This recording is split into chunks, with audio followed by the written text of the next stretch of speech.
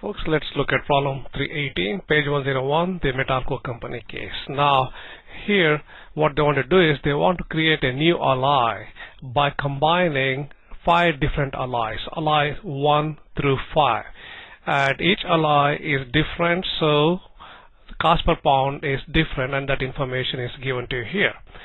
But what they want is the new alloy that they get by combining different amounts of these alloys to have 40% by composition, the element tin, 35% of the composition should be zinc, and lead should be 25%.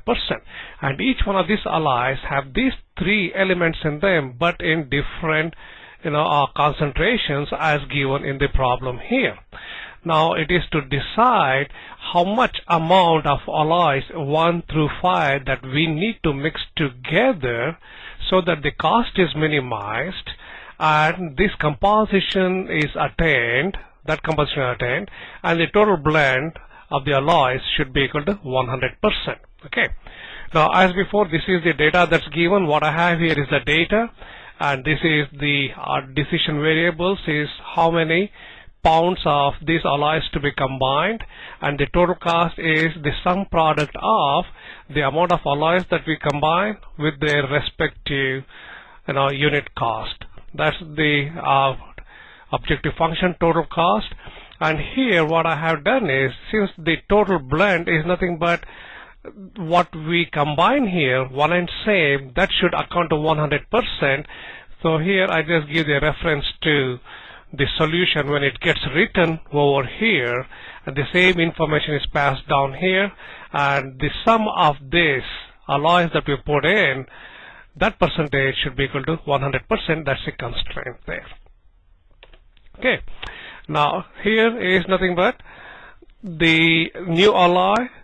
When we combine them in these different amounts of these alloys and with their concentration given here, the amount of tin that the new alloy should contain should be equal to what that is. So that's 40%, and likewise the same thing here. The sum product of the blend times the zinc content would give us the desired zinc composition, and likewise for the lead we get that, as we have discussed before. Now let us solve the problem.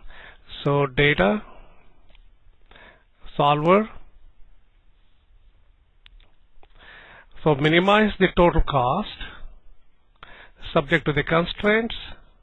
Decision variable being the amount of alloy that we want to combine, add the constraints that the new alloy composition that we get should be equal to, equality sign, the desired composition that we want, and add the constraint that the total blend here that we have, which is the sum of the total blend, should be equal to 100%. Okay, let me cancel that here and fix the problem. So the equation here should be sum of B16 through F16. So that's what you see there. That's the composition. Should be equal to that. Okay. Now let's go back to the solver. I have minimized the cost subject to the decision variables being the alloy composition there. Add the constraint, the new composition should equal to the desired composition. That's what we have here. This is what I need to add is the total blend that we get. Adding all this, that's the total blend should equal to 100%. Let me add that constraint here. So that total blend should equal to 100%. Click OK. Options, linear, check that box, check the non-negative box, OK, and solve. Okay, solver found a solution. All constraints and optimal conditions are satisfied. So this is what we get. Okay, click OK. Solver found a solution.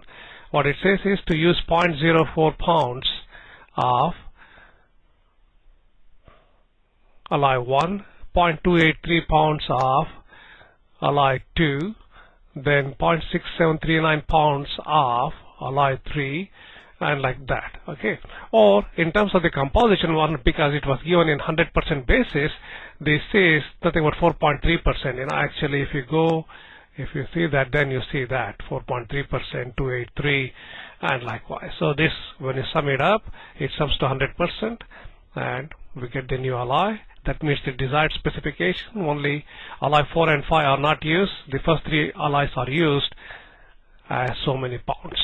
That's given there.